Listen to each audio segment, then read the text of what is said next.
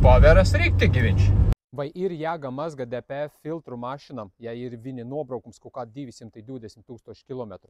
Pateikšu no pieredzes, kad nav jāgas mazgāt. Kāpēc? Tādēļ, kad braukšanas stils, aizseries kvēr filtrs, viņam ar sodriem saplaisāja viņš arī, un, piemēram, tie, kas izmazgā, sadzen iekšā ar ķīmijām, ar lielu spiediņu, mazgājot, tu nevari redzēt, tikai var atzagējot, un tad var redzēt, vai ir plaisas. Tā kā šitai mašinai, parasts piemērs, mašinai tikai izmazgāts kvēr filtrus un sačupots aptuveni pirms dažām nedēļām, īpašnieks samaksāja diezgan lielu naudu, pateica, un tagad viņš atkal neiet, kļūdas met par ekoloģiju, un mašina vairs nebrauc. Tā kā atbrauca pie manis, viņš pats izņēma ārā kvēr filtru, izgriezē, bet mašina nebrauca, bija avārijas režīms.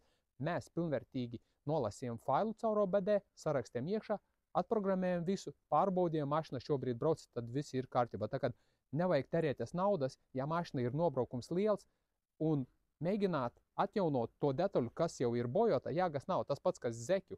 Zeķe tu paņemi, sašuja, ne? Ir lētāk nekā nopirkt jaunu, bet viņa arī tos funkcijas normāli netaisīs, tev būs grūti staigāt vai nevarēs vispār pastaigāt.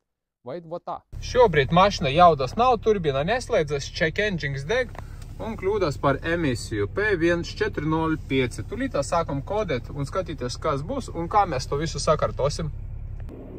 Rakstas iekšā fails, kurš jau sagatavots bez DPF un EGR. Tulītā skatīsimies, kā būs ar jaudu, vai viss kārtībā aizies. Ok, zaļš fails ieraksties. Tulītās mēģinājām startēt, skatāmies. Aizdedze, motors rūts, check engines pazuda uzreiz.